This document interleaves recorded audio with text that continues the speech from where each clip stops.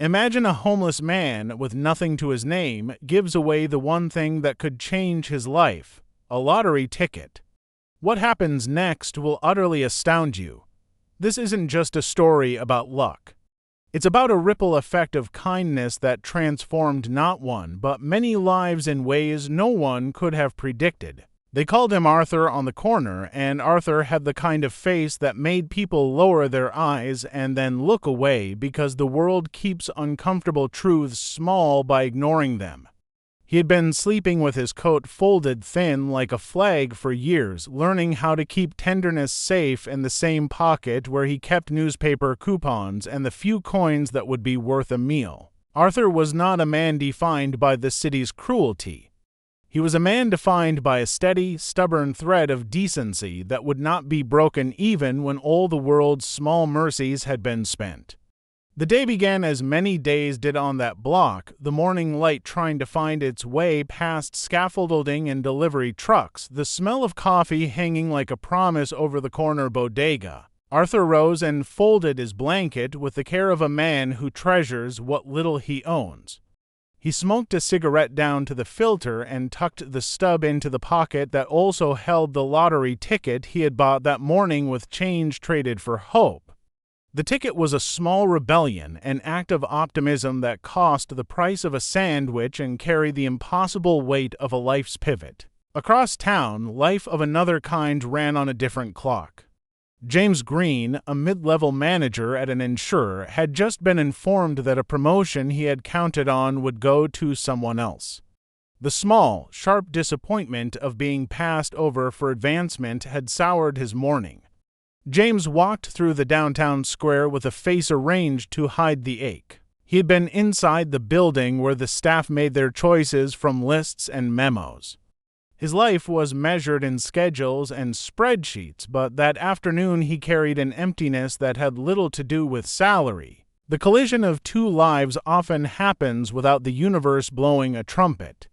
It happens with the soft friction of 2-foot steps that find themselves at the same bench, to hands reaching for the same spare cup of coffee at a vendor, to eyes meeting in a moment where the city's hum becomes a quieter, human sound. Arthur offered his ticket to James because Arthur's life contained an old and private calculus. Sometimes holding on to hope felt like hoarding it.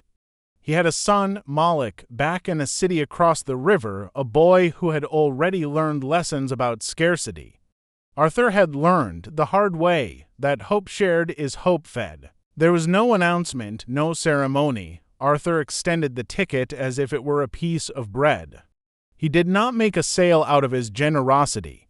He made it an ordinary thing, like lending a blanket. James accepted with the nervous, hesitant gratitude of a man unused to either benevolence or being the center of something unpredictable. He tucked the small square of paper into his wallet and forgot it beneath the day's meetings, beneath coffee mugs and the faint haze of corporate decisions. That evening, when the numbers were drawn on a television in a neighborhood bar, James did not plan to stay. He had meant to go home, to fold his disappointment into the routine of his apartment with the dignity of someone who knows how to keep a life functional. But a friend insisted they watch just for the novelty. They watched to forget the sting for 30 minutes. Numbers rolled on the screen like a mechanical hymn. James' friend's laugh froze when the last number landed. The same set of digits on the television matched the numbers that lay in James' wallet, the ticket Arthur had given him in kindness. The win was not a fantasy, it was an avalanche that rearranged the very ground beneath feet. James sat stunned, the room spinning with the sudden possibility that money could erase a few of the heavy, clumsy burdens of his life. But fortune often comes with a moral choice stitched into its seams. If the world teaches people anything about sudden wealth, it teaches them to forget where they were standing when they were poor. For James, the human presence of Arthur on that bench that morning was a prescient memory that stayed with him through the news of the claim. He could have remained anonymous, pocketed the fortune, and let the ticket be a private miracle. Instead, the weight in his chest was a different kind of currency. He thought of Arthur's hand, the way an invisible trust had been offered without bragging or calculation. The idea of keeping the prize without acknowledging the man who had given it felt like a theft of a more important kind. James made the choice that would set the ripple into motion. He sought out Arthur, not out of obligation, but out of a steely, half-surprised compassion. Finding Arthur was not difficult for a man who kept his routines. James found the bench and the corner and the small coat that the city seemed to overlook. Arthur looked older that afternoon, the weather mapped into furrows at his eyes like a topography of weathered kindness. When James approached, he realized in a raw, glaring way that charity is not always easy for those who have lived without it. Arthur did not appear to expect anything. He had given the ticket as a simple correction to an economy that kept hope-gated. James told him about the win with a care that was almost embarrassed, as if speaking of money near a hungry man were a delicate wrongdoing. The moment could have been awkward, but it was not. There was a quiet understanding between them, like two people agreeing that the world had been unfair and that now might be the moment to attempt something close to right. Arthur did not shout for joy. The man's happiness arrived as something softer, a loosened shoulder, a kind of disbelief that made his eyes wet. He thought first of his son Malik. Malik was 9 and had an appetite for hot dogs and afternoons at the library where the fluorescent lights smelled of dust and stories. Arthur had been a father in small increments, evenings folded into homework, stints of steady work when he could find it, nights when he would wake and check the door as if it could protect them from the way the city sharpened its teeth at the most vulnerable. They made decisions that night as if consulting a sacred, private ledger. First, they secured immediate shelter for Arthur, a room with a roof and a real bed. The relief of lying down in a bed not made of cardboard and city air was the kind of physical grace that made a person feel the world render unto them a small apology. Arthur went to a laundromat and smelled like someone whose soul had been washed. He bought a pair of shoes that fit and a jacket that closed. He went to the phone and dialed the number of a small place he had once called home, and Malik's voice on the line was a small star that re-wetted his chest. But the money did something more than fix an immediate need. It summoned a courage to be seen. Arthur had always believed his dignity rested on the careful economy of what he could do for others, not on what others did for him. Now he could expand what giving looked like in a life previously narrowed by daily lack. The prize allowed Arthur not to buy everything but to begin to create structure. A modest deposit on a studio, a plan to enroll in a job program that offered a chance to learn trade skills. A small fund left for Malik's schooling and a college savings account opened in a name that had not been able to dream one before. News travels fast in a city built of small, hungry exchanges. One quiet morning, a local reporter spotted Arthur stepping into a laundromat in shoes that shone and turned his face into a small column. A photograph was taken of Arthur standing by a coin machine, coin in hand, laundry jingling like a private bell. A headline followed, "Homeless man given hand by stranger turns life around." The story liked its neatness. It liked a before and after. The packet of pixels and words turned a private reversal into a public parable. The public response was not one thing, it was a thicket of responses, some generous, some cynical, some moved. People in the city read the article and felt small verdicts soften. A neighbor with a yard sale donated blankets, a church started a small fund, to local restaurants agreed to provide meals while Arthur got on his feet. The seabed of community help bloomed from the single seed of a man who had given the ticket away. Arthur's nature did not change because his bank account shifted. He remained the kind of man who left a small bit of bread for a pigeon and tipped extra for a delivery person who often missed a day's pay. That steadiness caught the city's attention in a way that made his transformation less about spectacle and more about example. He set aside part of the winnings to start a small program to help other men and women who slept on the sidewalks. A fund small enough to be intimate and large enough to be decisive, temporary housing, a stipend for bus passes, the money for an identification card that unlocks 1,000 bureaucratic doors. As Arthur took his first steps out of homelessness, his son Malik took steps out of the kind of vulnerability that is a taste. Malik's teacher, when she heard the story, suggested a summer program, and James Green arranged tutors. Malik, who once thought schoolrooms were places for other children to go, began to study and ask questions about history and the world, filling in the small, vital unknowns that had once been marked off as luxuries. The ripple that began with Arthur's ticket carried farther than anyone might have predicted, because kindness begets not only gratitude but also transformation in those who give and those who receive. James Green did not keep his gesture small. He used his new wealth to set up a local trust, a modest nonprofit designed to solve immediate problems, a fund for emergency housing, a legal aid bureau to help those accused without cause, and a vocational program that trained people in trades with dignified wages. He established governance on the trust that included members from the neighborhoods he intended to serve, and crucially, he put Arthur on the advisory board as an equal and a voice, not as a figurehead.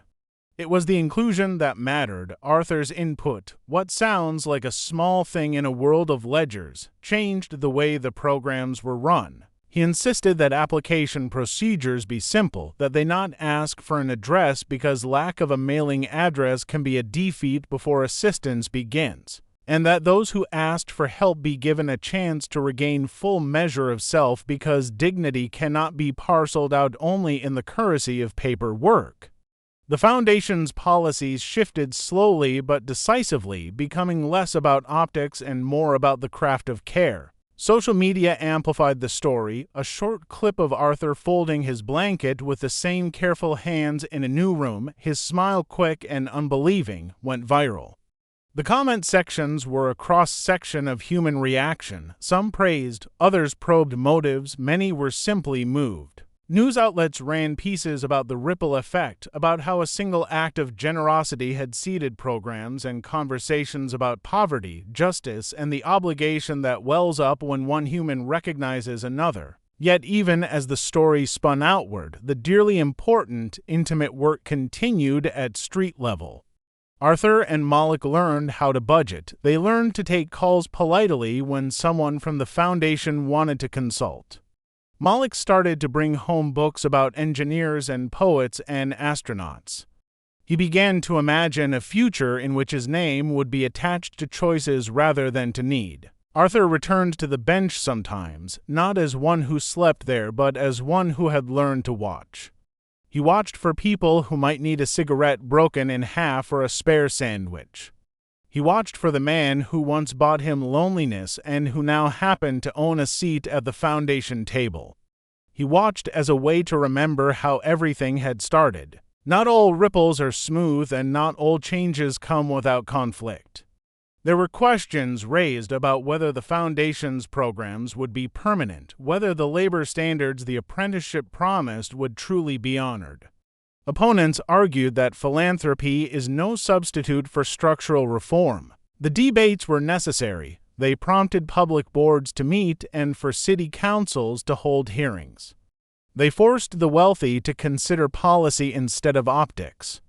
Real change required voices in rooms where decisions are made, and Arthur's quiet insistence that dignity be part of the program's bones made the difference between a short news cycle and a slow policy shift. In time, the small fund grew into a model. Other neighborhoods replicated the trust's approach, and the apprenticeship program that began with a handful of paid slots expanded into a formal partnership with trade schools. The model recognized that paying a living wage to someone learning a trade was an investment in dignity that yields better crews, better retention, and better lives.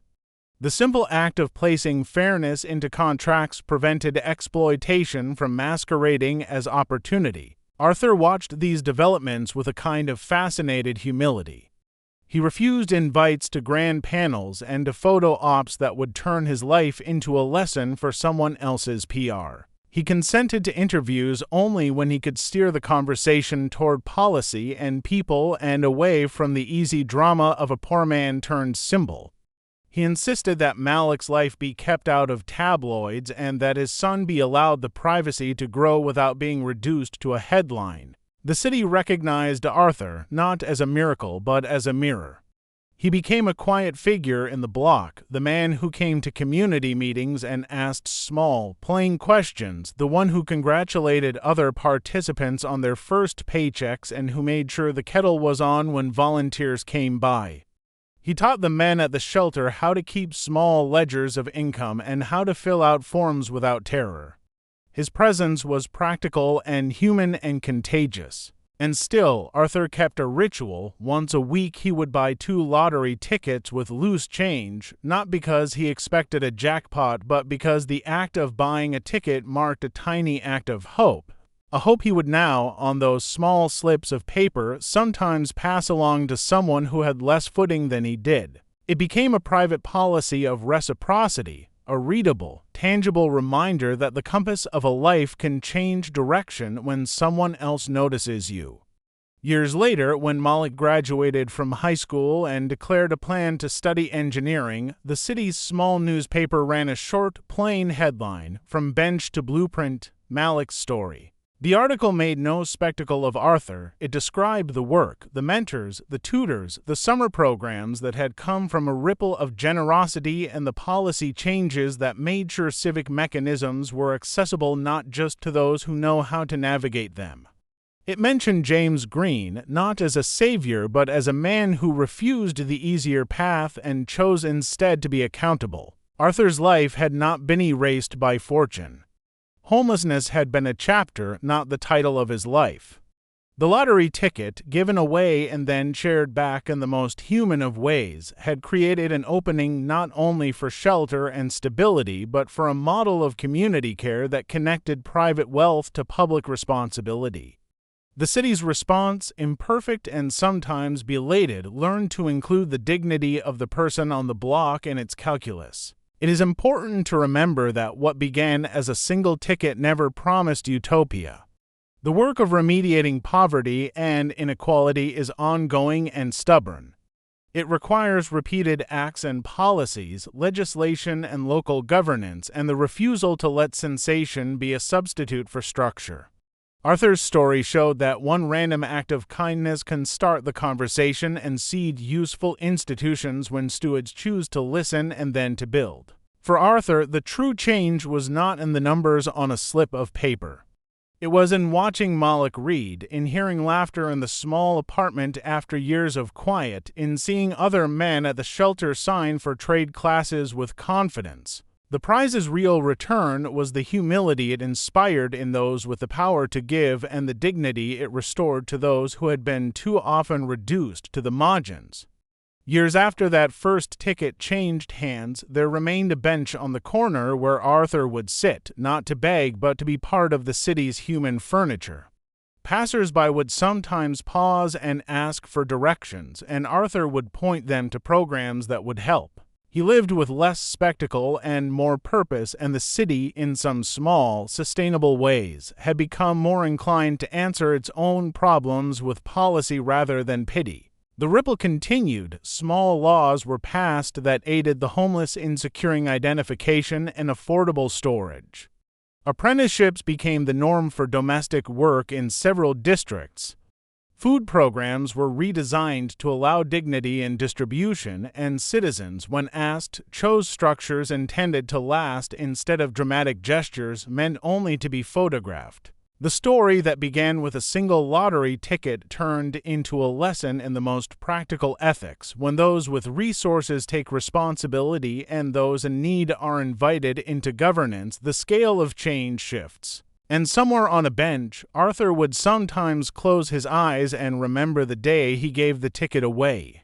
He would remember that generosity was an old and stubborn habit he had learned from his mother, and he would feel the gentle, persistent truth that kindness does not only lift the receiver but also rearranges the giver's life into someone who keeps watch. He would, in the privacy of his mind, press his palm to the small square of paper that had once been a ticket and think of the way one small act can change not just a life, but a city's answer to its own failures. This is how the world learned, in a string of quiet days stitched together by policy and presence, that a single act of mercy, a homeless man giving a lottery ticket away, could change everything, not by magic, but by setting loose a chain of humane decisions, one grateful winner who felt accountable, one father who would answer a knock on a small door, one foundation that listened, one policy that favored dignity, and one son who learned to draw plans and build. The city did not become perfect, it became better in the specific, stubborn ways that matter.